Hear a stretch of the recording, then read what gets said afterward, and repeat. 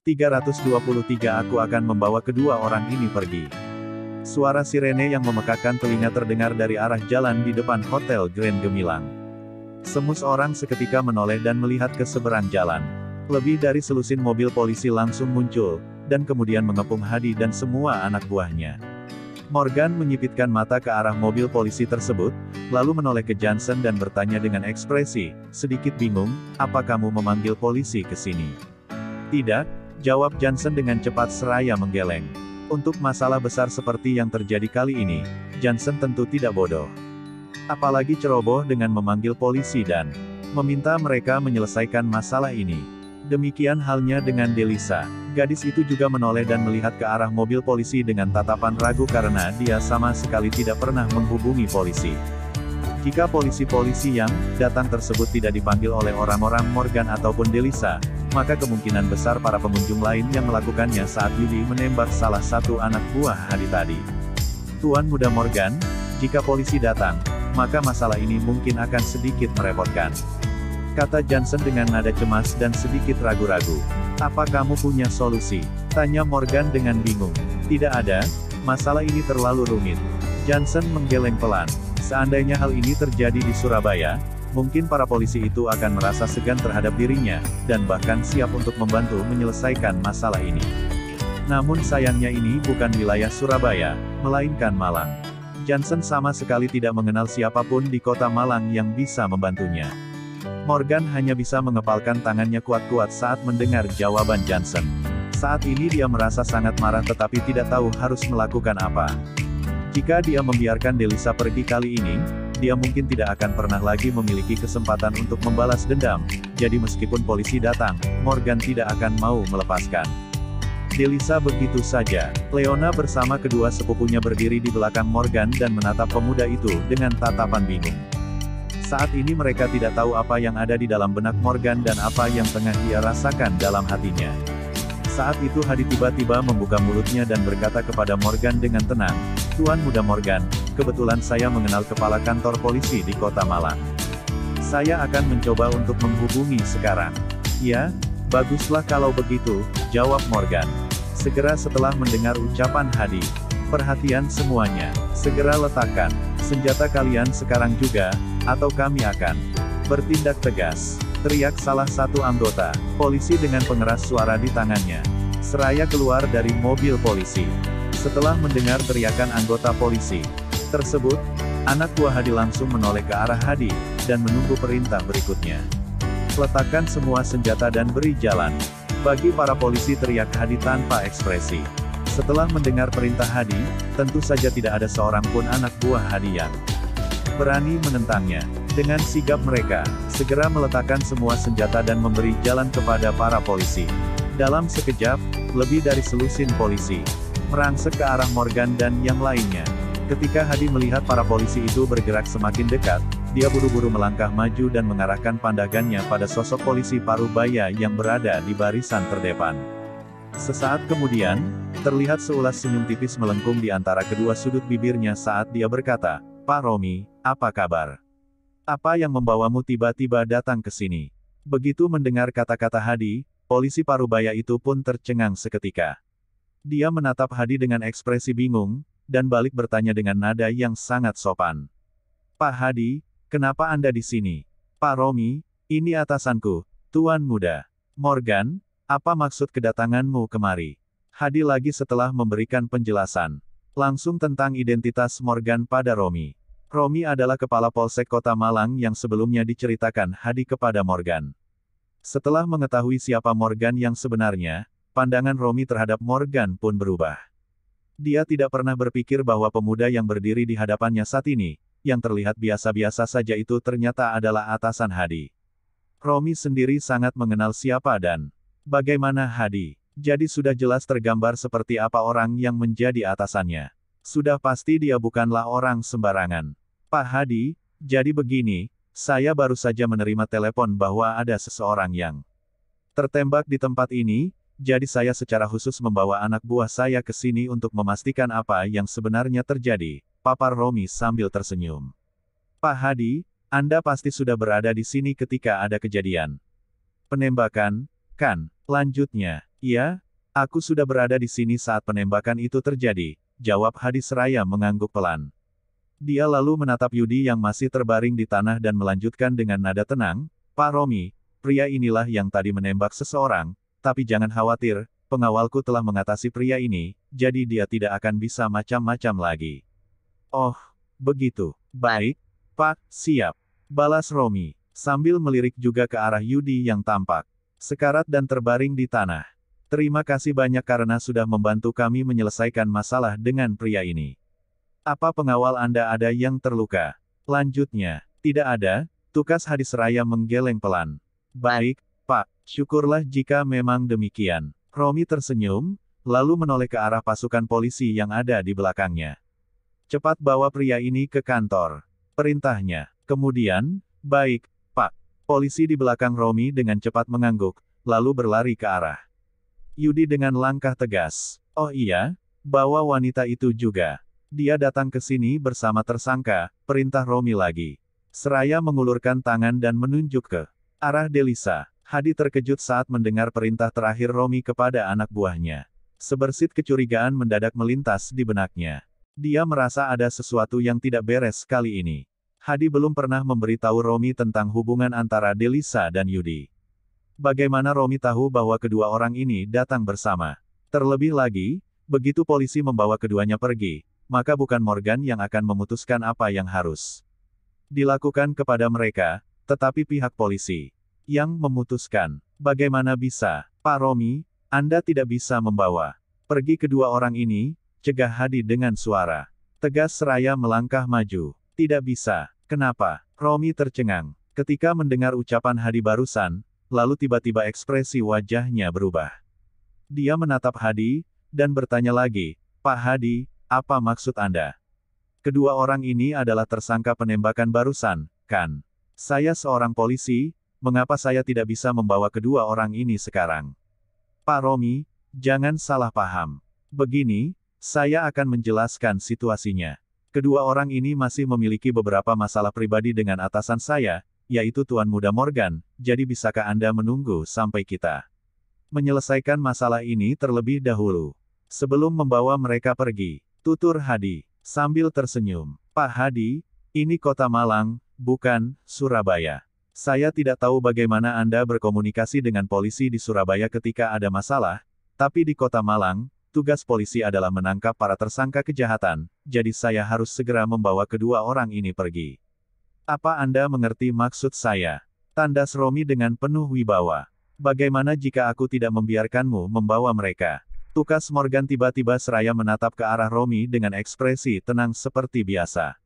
Romi melirik Morgan, lalu berteriak tanpa ekspresi, jika ada yang berani menghentikan kami, maka mereka akan dianggap sebagai penghalang tugas resmi. Morgan, Hadi, Johnson, dan semua orang yang ada di tempat kejadian tersebut, kembali tercengang ketika mendengar ucapan Romi barusan.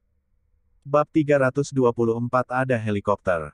Jika dalam keadaan normal, Romi pasti akan sangat takut dengan kekuatan yang dimiliki Morgan setelah mengetahui siapa dia sebenarnya. Morgan adalah atasan dari Johnson dan Hadi yang saat ini berdiri di samping kanan dan kirinya. Dua orang tersebut merupakan orang-orang yang memiliki pengaruh luar biasa di kalangan masyarakat kelas atas di wilayah kota Surabaya khususnya. Johnson adalah seorang pengusaha ternama, sementara Hadi adalah gangster nomor satu yang paling ditakuti, tidak hanya di wilayah Surabaya saja, tetapi bahkan di kota-kota lain di wilayah Provinsi Jawa Timur, termasuk kota Malang. Jika mereka berdua saja hanya bawahan Morgan, maka sudah bisa dibayangkan seberapa besarnya kekuatan yang dimiliki pemuda itu. Romi sendiri hanyalah seorang kepala kantor polisi dari sebuah kantor polisi kecil. Dalam keadaan normal, orang-orang seperti Romi bahkan mungkin tidak memenuhi syarat untuk berbicara dengan orang sekelas Johnson dan Hadi. Akan tetapi hari ini Romi justru bertingkah sedikit aneh dan bahkan terkesan tidak menghormati Hadi. Hal tersebut menunjukkan bahwa hanya ada satu kemungkinan, yakni Romi tidak datang ke sini karena menerima laporan dari seseorang, tetapi karena ada orang yang berada di belakangnya. Dia ingin menggunakan alasan penembakan Yudi untuk langsung menyelamatkan Yudi dan Delisa. Lagi pula, begitu Yudi dan Delisa dibawa pergi oleh Romi, Romy akan memiliki keputusan akhir tentang apa yang harus dilakukan dengan kedua orang ini dan Morgan tidak akan memiliki kesempatan untuk memberi Yudi dan Delisa pelajaran. Pak Romy, saya memiliki hubungan yang baik dengan Direktur Biro Keamanan Masyarakat Provinsi Jawa Timur. Bisakah Anda membantu saya hari ini? Saya berjanji saya tidak akan memperlakukan Pak Romy dengan buruk di masa depan. Johnson berkata dengan lembut dan sopan kepada Romy. Pak Johnson, saya benar-benar minta maaf. Tidak peduli siapa yang datang hari ini, saya tidak bisa membantu apapun. Saya harus melaksanakan tugas saya dan membawa kedua orang ini pergi segera. Sudah menjadi tugas kami sebagai polisi untuk menangkap para penjahat. Jawab Romy seraya menatap Johnson dengan ekspresi yang sangat serius. Johnson terlihat tak berdaya menghadapi sikap tegas Romy yang bersikukuh dengan keputusannya itu. Meskipun Johnson telah menyebut Direktur Biro Keamanan Masyarakat Provinsi Jawa Timur, tetapi Romy masih tidak mau membantunya.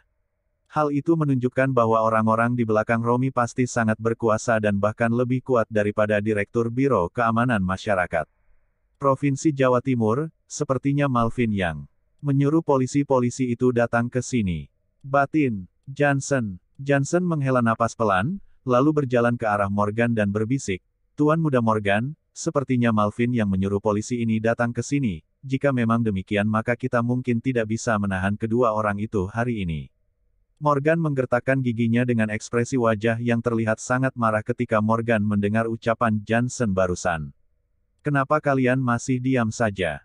Cepat tangkap mereka berdua, teriak Romy kepada anak buahnya saat melihat Morgan sama sekali tidak berbicara. Siap, laksanakan. Mendengar hal itu, belasan polisi langsung menyerbu ke arah Yudi dengan langkah pasti.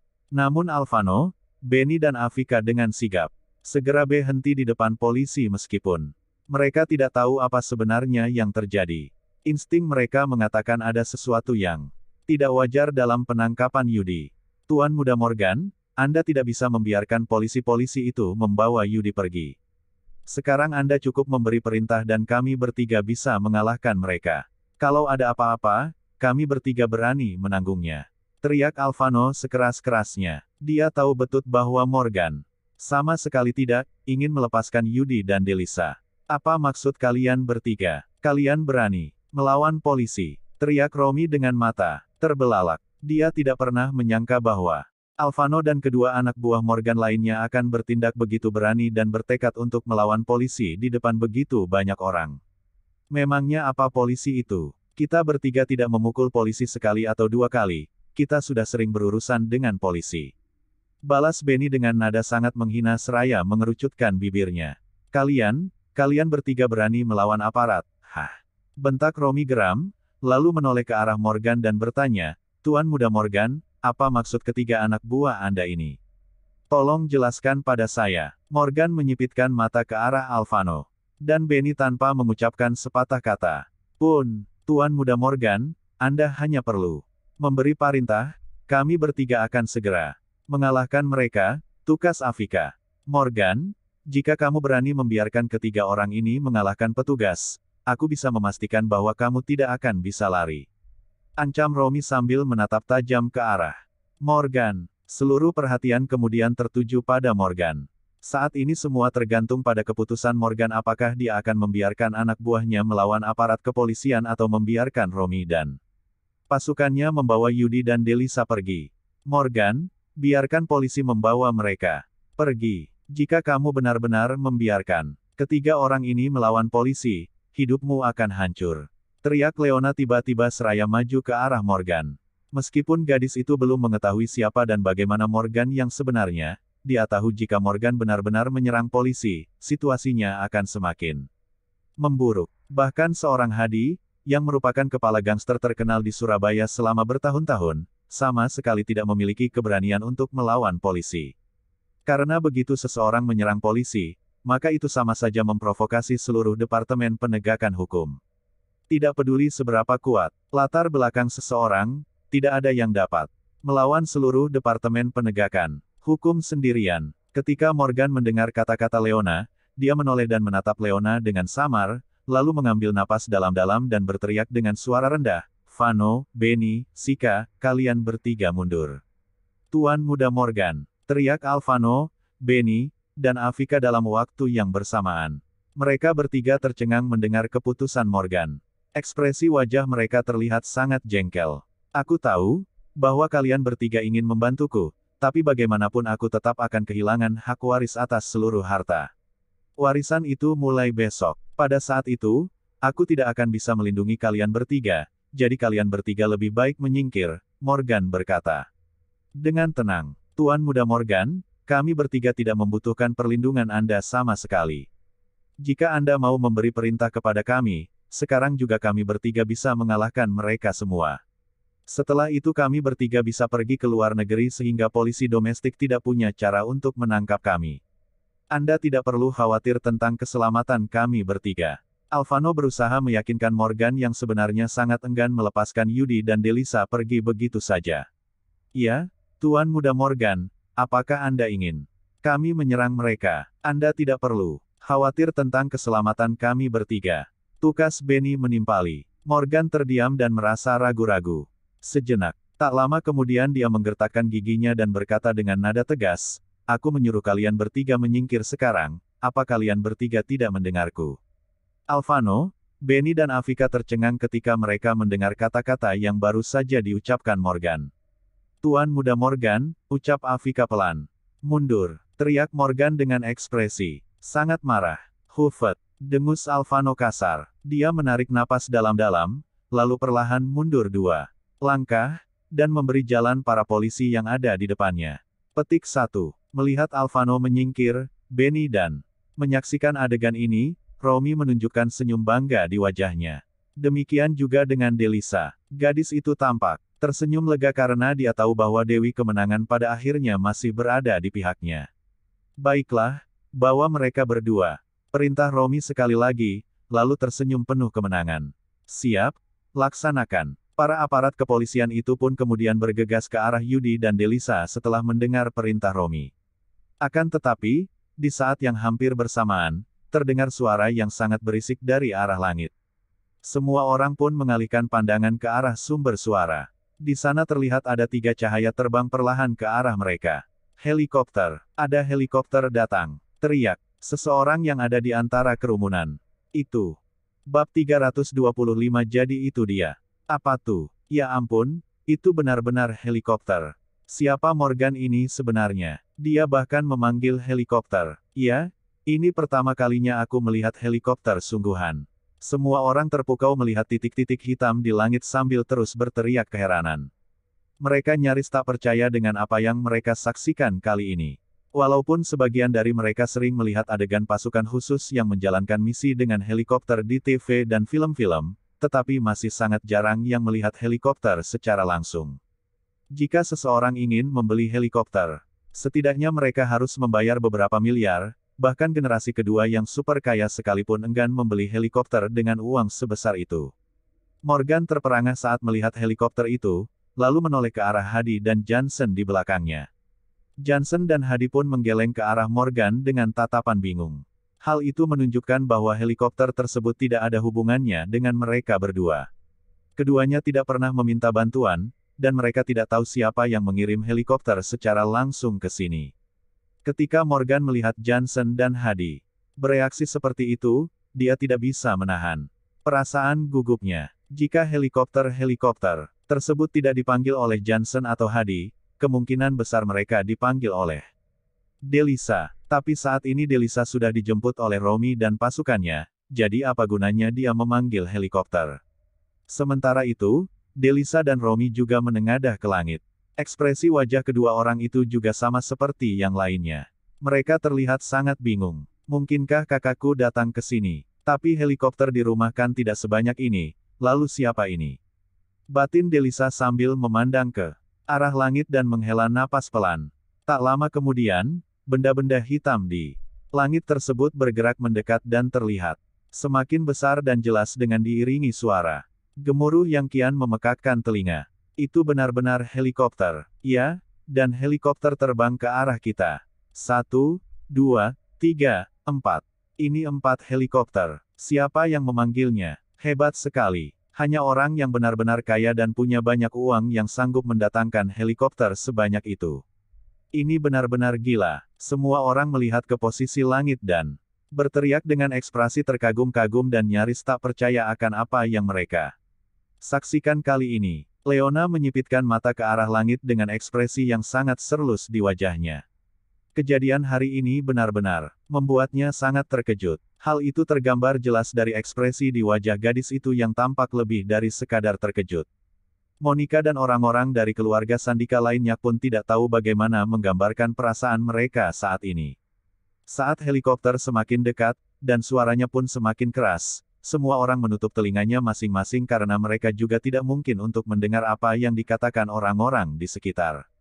Beberapa saat kemudian, keempat helikopter itu mendarat di depan Hotel Grand Gemilang. Ketika semua orang melihat keempat helikopter tersebut mendarat, mereka benar-benar merasa takjub. Jika hanya satu helikopter mungkin merupakan hal yang biasa bagi mereka. Namun kali ini ada 4 helikopter sekaligus yang mendarat di depan mata mereka. Pemandangan seperti itu tentu saja merupakan sesuatu hal yang sangat menakjubkan.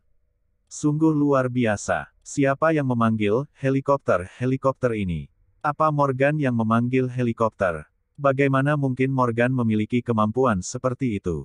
Kurasa itu bukan Morgan. Coba kalian lihat nama-nama wilayah militer yang tertulis di helikopter itu. Pasukan Khusus Provinsi Jawa Timur 307. Petik 2. Itu helikopter dari pasukan khusus. Siapa yang memiliki kemampuan sebesar itu dan bahkan langsung mengirim helikopter itu kemari? Semua orang mencoba berspekulasi sambil terus memandang ke arah helikopter dengan sangat antusias. Bagi mereka, pemandangan kali ini cukup untuk membual di luar sana tentang bagaimana serunya menyaksikan secara langsung 4 helikopter dari pasukan khusus Provinsi Jawa Timur yang mendarat di depan Hotel Grand Gemilang.